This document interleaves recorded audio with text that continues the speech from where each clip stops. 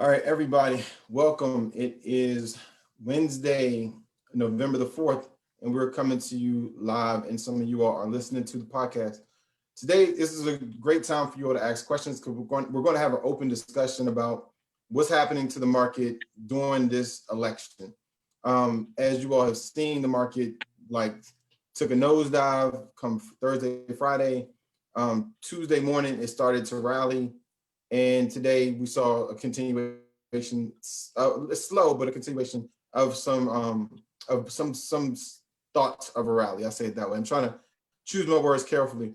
So while Leon tells you why we're going to have an open discussion versus the normal, typical, structured live, I'm going to do some housekeeping. Yeah, so today we don't have a specific topic as we usually do, and there's a reason for that. Like many of you, Brent and I were kind of caught up in the election, and not even going front. We were both last night. I was up till 3 a.m. On video chat with some friends, just kind of discussing the whole thing, and not feeling too good, honestly. But here today, today's a new day, and things are looking a little brighter. But with regards to the market, so the reason I want to do this is because this is top of mind for everybody. Like, this election is everything right now.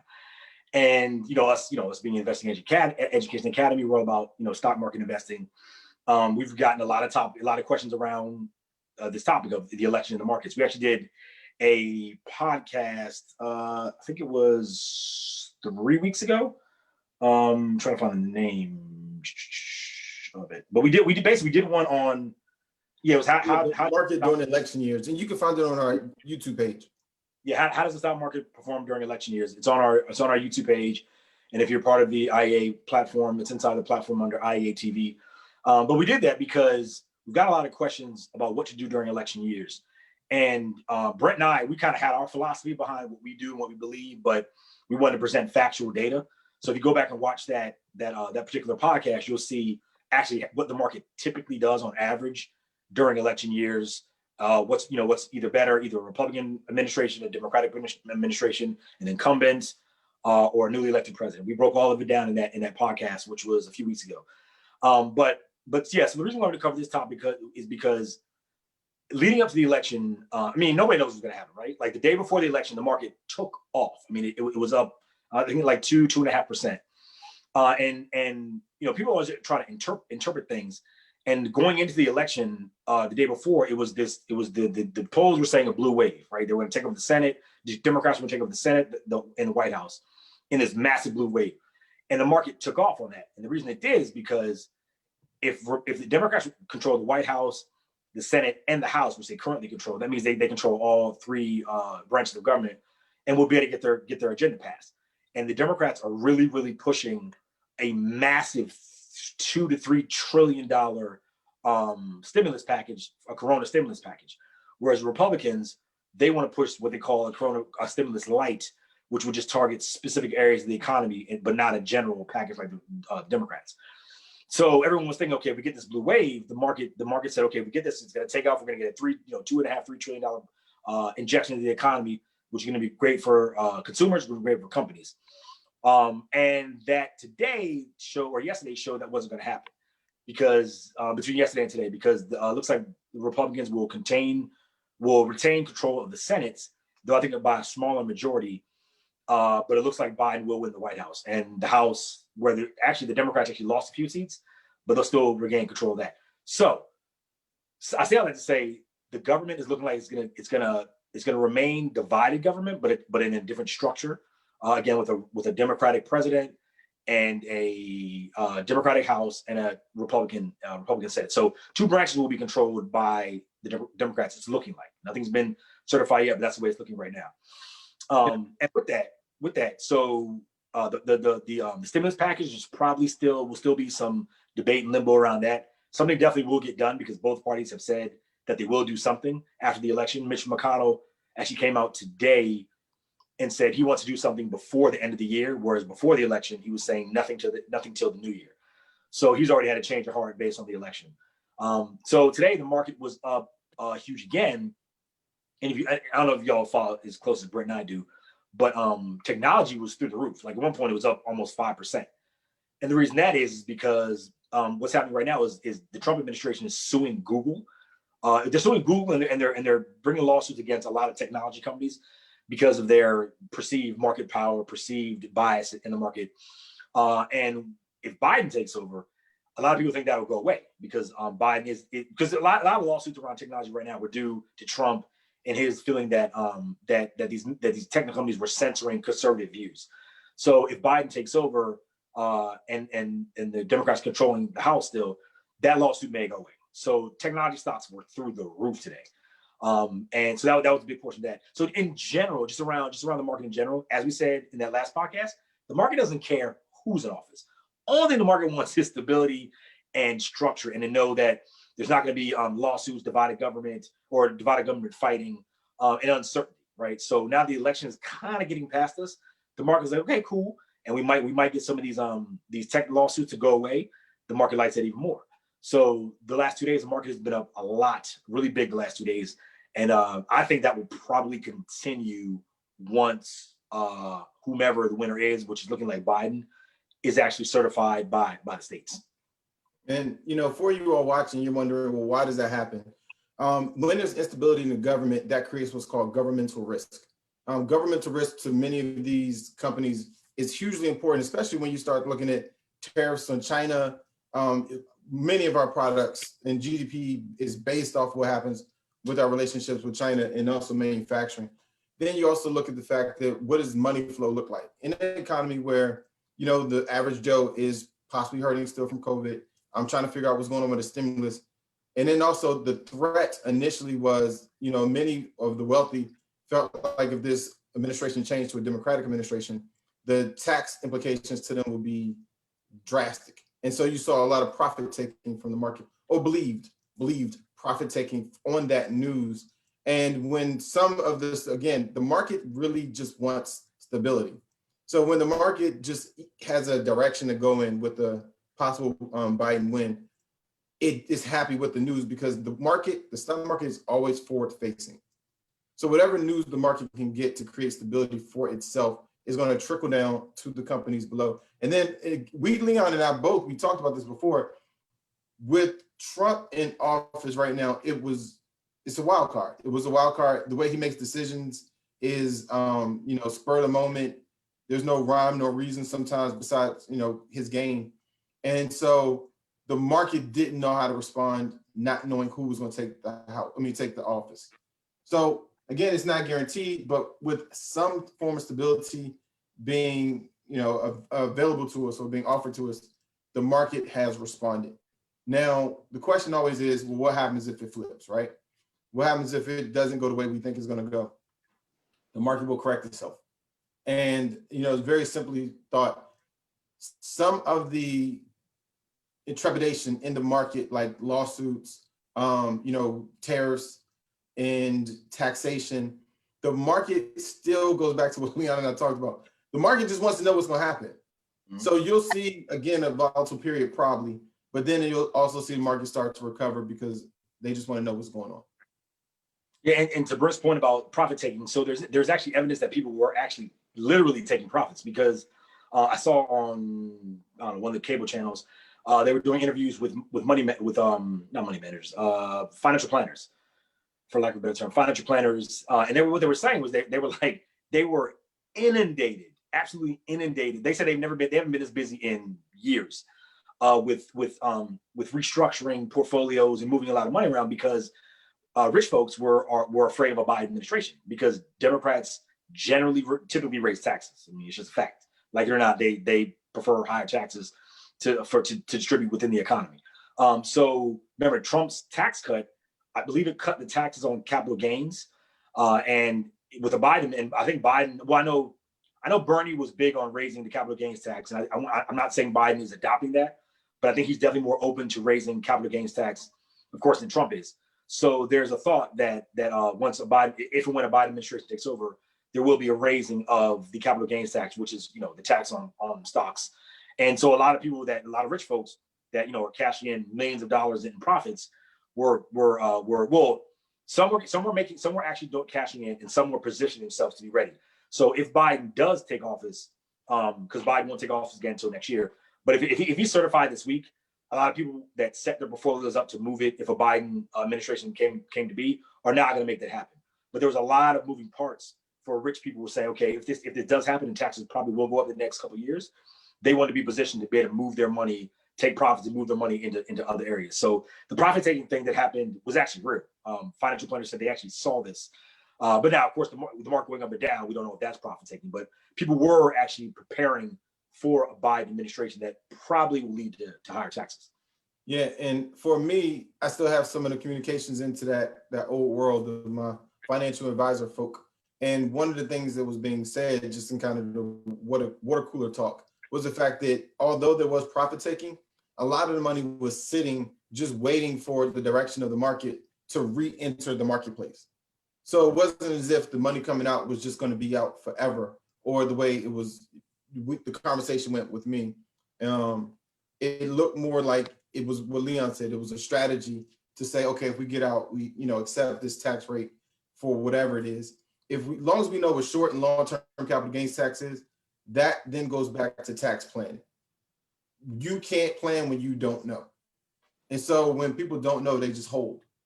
So now, depending on, again, how the election goes, money should re-enter the marketplace pretty rapidly, but you don't know until it's done. But let's talk about strategy, right?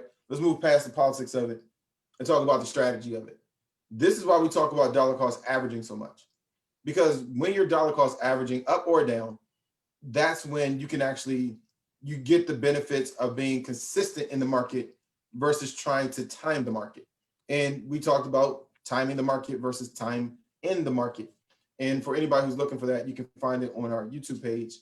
And there's been a lot of engagement on our YouTube page. So we don't talk about it much here, but we definitely thank you all. And the podcast too has started getting some good ratings. So thank you all for that. But you can find all of these things we're talking about on either of those platforms.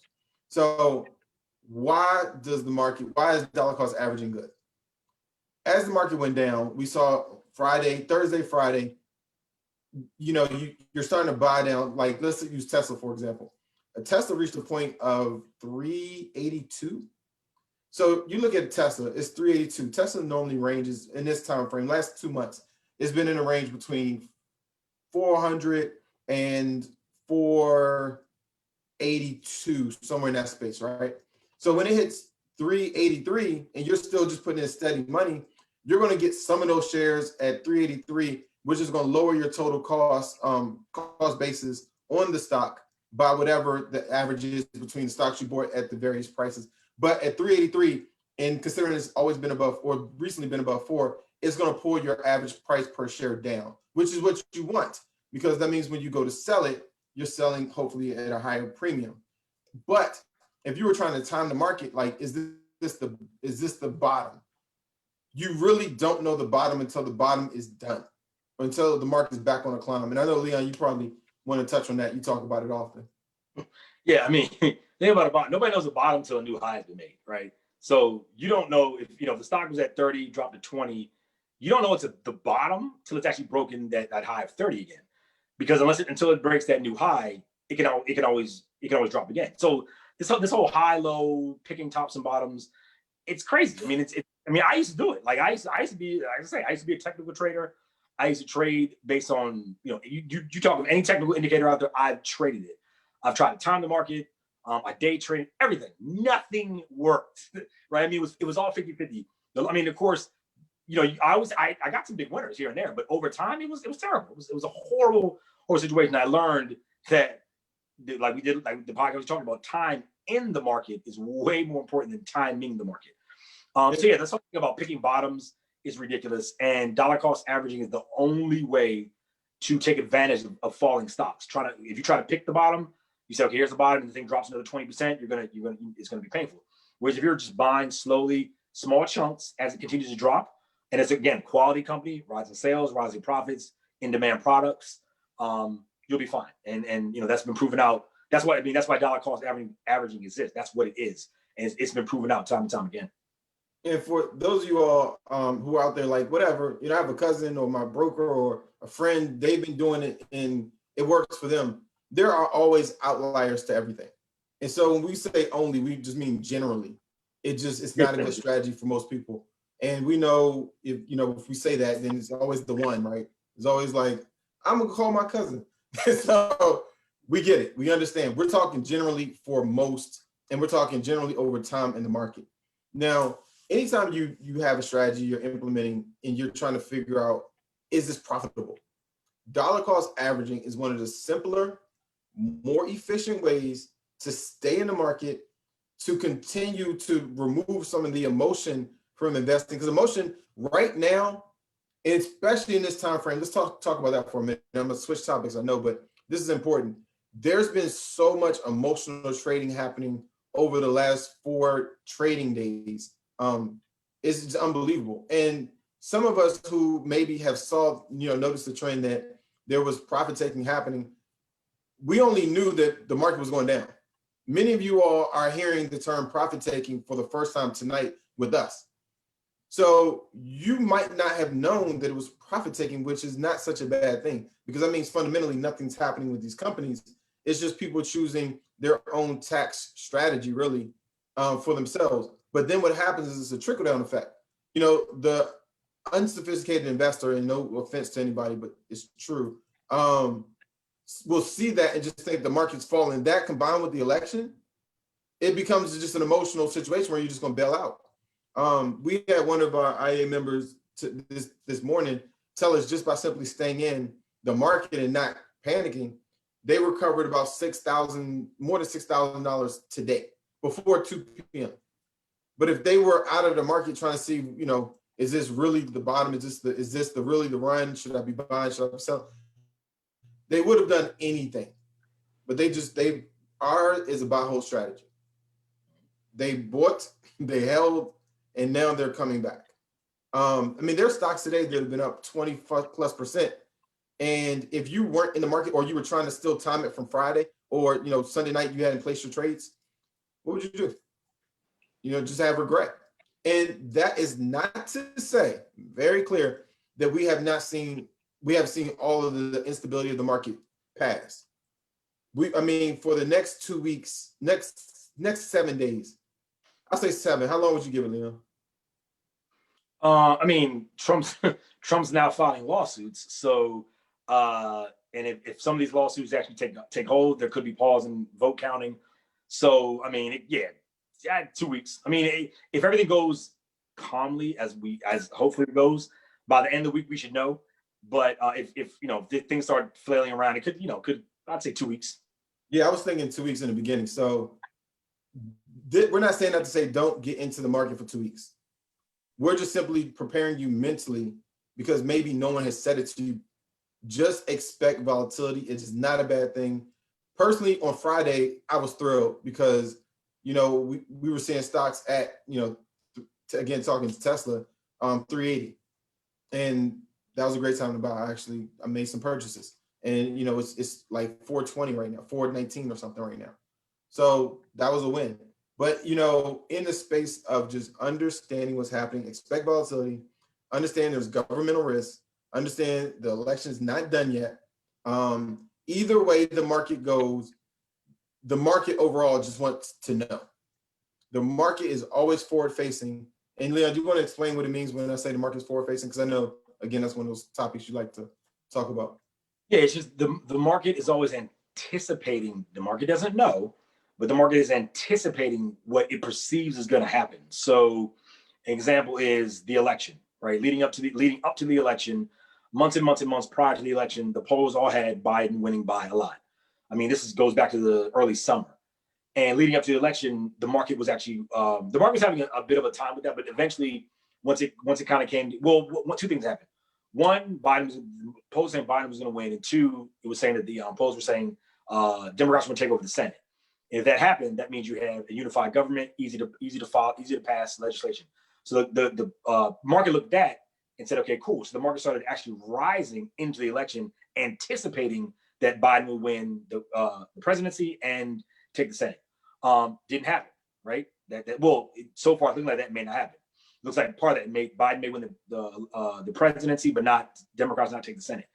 So what happens now, right? But that's an example of the market looking forward and anticipating what probabilistically could happen, but nobody ever knows. So that's what I mean by forward. The market's always looking ahead of where we are today. The market does not invest on, I mean, like as soon as earnings come out, like a company reports earnings today, what they're listening for, what investors are listening for on the call is what's called guidance. They want to hear the guidance from the company saying, okay, what's the next quarter or 2 quarters going to look like? Because the now you do get volatility around the stock on the day of earnings, up or down. But generally, a few days after and weeks after, the market is now trading. Okay, what are the next earnings going to be potentially looking like? So that's what we mean by the market is forward looking. It's always looking for the next big event that's coming down the pipe versus trading on what's actually happening today. All right. And I mean, really, we weren't going to tie you all up too much today. We just wanted to take this moment during the election to give you an understanding. Now, we're going to give you our picks. But before we do that, Leon, is there anything you wanted to kind of have people walk away with? Hey, Trump as we all know, Trump is a wild card, right? We never know what that man's going to do. He's already filing lawsuits right now. And remember, he doesn't leave office till January 20th, I believe, next in a couple months. So again, we don't know what he's going to do. If he loses, we don't know what he's going to do between now and then. And then if he wins, it's kind of status quo for the most part. So, but if we find out that he does lose the election in the next couple of days or next week or so, be ready for a wild ride because dude is not gonna go out. Quietly. Go out. Yeah. It's not gonna be quiet. Nah, not gonna be quiet. No. All right. So that being said, I'll kind of kick it off for today. Let me make sure you all can see my stock pick. It is a company called Huya. It is a Chinese-based company, and it's in the gaming sector, but they do a little bit more than gaming. They are a subsidiary or spinoff of a company called Joy. And right now, there are over, let me see, I have some notes. Here it is, 168 million subscribed paying monthly members on this platform. Their revenue in 2019 was $1.1 billion, which is actually relatively small for a company like startup. It's big for a startup. It's not the biggest of some of the market caps that, we see, but in regards to theirs is $1 billion, 1.1.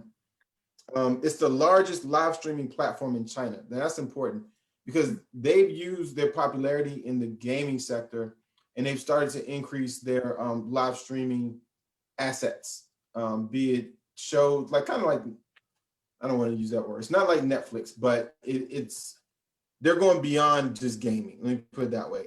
They've had a lot of volatility over the last, say, year or so, which I kind of like personally because they're working out the kinks.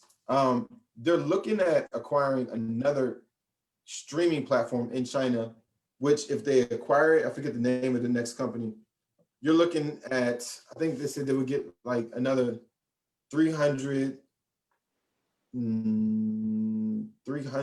or it might be like 300 million or something total users if they make this acquisition of this company combined with the 168 million they currently have, which will be extremely beneficial to them. They're trading on the NYSE under the ticker symbol HUYA. And Huya Inc. This is an ADR. What that is American Depository Receipt. And from an American Depository Receipt, that just means it's a foreign stock trading in the US. And let me tell you, we always tell you the good, we'll tell you the bad.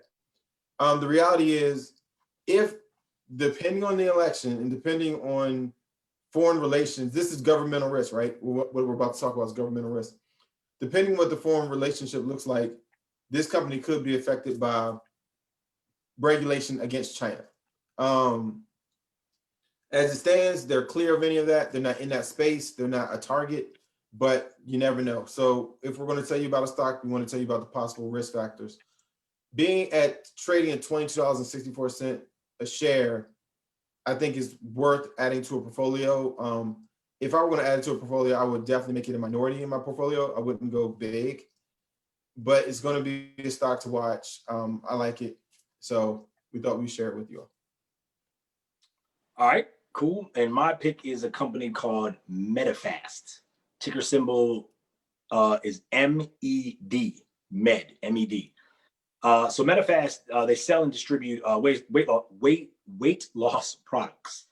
Their biggest seller is called Aptavia. That's their huge number. Like they're known for this. Research I did, it's supposedly a very big product. They also have franchises. They have a bit of a independent sales force as well. That's basically what they do. Essentially, they sell weight loss products is what they do. And they've seen a really big boost in sales, like everybody else during COVID, with everybody being home and everybody eating a lot. Just sitting home on the couch eating chips and things. They've seen a big jump in sales. But even prior to COVID, they were basically killing it. So their average 3-year sales growth is 39%, and their average 3-year profit growth is 65%. And they pay a 2.85% dividend. Now think about that. As we always say, growth companies are typically companies in relation to profits, are companies that grow their revenues, grow their profits, either quarter to quarter or year to year, 20% or more. They grew their profits last quarter 65%. So this is a massive growth company. And on top of that, they pay a 2.85% dividend. So you have a growth company that pays dividend, which is rare. So that's really why I like this company. They get the stability of a dividend, and you have sales and profits growing, mid double digits. So yeah, that's my pick. Medifast, ticker symbol MED. Yeah, and anybody looking at this, if you were around when we talked about interest rates and banks, you will notice that a dividend yield of 2.81% is 2.85. 85. Okay, 2.85. If you're looking on the screen, it's gonna say 2.81, but it's in that realm, right? Yeah. So being in the realm of 2.8, let's just go there and make it easy. That's right. It's killing the banks, like destroying the interest rate you're getting at a bank. But then let's kind of look at the market, kind of how we talk about it. And this does not mean it's going to happen tomorrow. So understand, everybody who's listening to this next statement, if you're listening to our podcast, if you're watching this right now, I know this is for today only. Tomorrow it can be down. But as it relates to the market today, it's up 1.41%. That's still beating the banks. So if you held it today only, don't suggest that, because short-term capital gains kicks in. That's a whole nother story. But just conversationally, it's up 1.41%. That's almost 2 years, 3 years or more worth of interest at most banks. Not all, we're not saying all, just most banks. You could have literally done 3 years of interest in this today than you would in most banks. Now, that's not the strategy. That's not how we're telling you to buy stocks. But we want to point out the fact that if you're still hesitant, you've been listening to us for a while, you kind of believe what we're saying, but you really, you're on the fence. This can't happen in your bank account. The possibility of this can't happen in your bank account. It cannot. And so when you look at investing, you really have to understand that every dollar you get is an employee. What you do with that employee is up to you. Be a good employer and put your employees to work. So with that being said, Leon's stock pick today is Medifast Inc. It's trading on the NYSE under ticker symbol MED. My stock pick for today was HUA. HUA is ticker symbol HUYA. That's the ticker symbol that it trades under. It is an American depository receipt. That really is something that you won't be affected by at all. You won't even notice. But it's just a foreign stock that trades on American exchange as if it were an American-based company, but it's not. So thank you for being with us. One thing real quick. So I just want to point out, so anyone that's watching this as a member of IAA, so I posted earlier in the week on our membership platform, kind of like a mystery. Basically, I'd say here's a sneak peek of my stock pick for this week, because earlier this week, Medifast was up over 10%. And I was saying, hey, here's a sneak peek of my stock pick, and I posted just a chart, just the graphic showing the stock being up. I think it was like $22, and it was up 10%. And the reason it was up 10% because they reported their earnings, and they blew their earnings out by I think they grew their profits for this last quarter over 100%, and I believe they grew their sales like 40 some odd percent. So I mean, this company is growing like weed. And again, it's a growth company that pays a dividend, which again is rare. And just so I don't cause any confusion, the numbers I quoted earlier, the 39% in sales growth and the 65% in profit growth, that's the average over 3 years. The reason it was up 10%, I believe Monday, was because it's quarterly earnings that just reported, and again, profits were up about a little over 100%, and sales quarter over quarter were up about 40%. So again, growth company that also pays a dividend, very rare, and that's Medifast, ticker symbol MED. All right. So everybody, we thank you for listening to the podcast. We thank you for being with us live. Thank you for sharing the podcast. Thanks for visiting the YouTube station. For those of you all who are still wondering, how do I join Investing Education Academy? You can go to www.IEAmembers.com. We had a couple new members join this last week. We're super excited to have you, and we look forward to you all joining one day. Once you get inside, I think you'll realize why everybody is excited to be IEA members. Have a great day, and we will see you next Wednesday to do this all over again.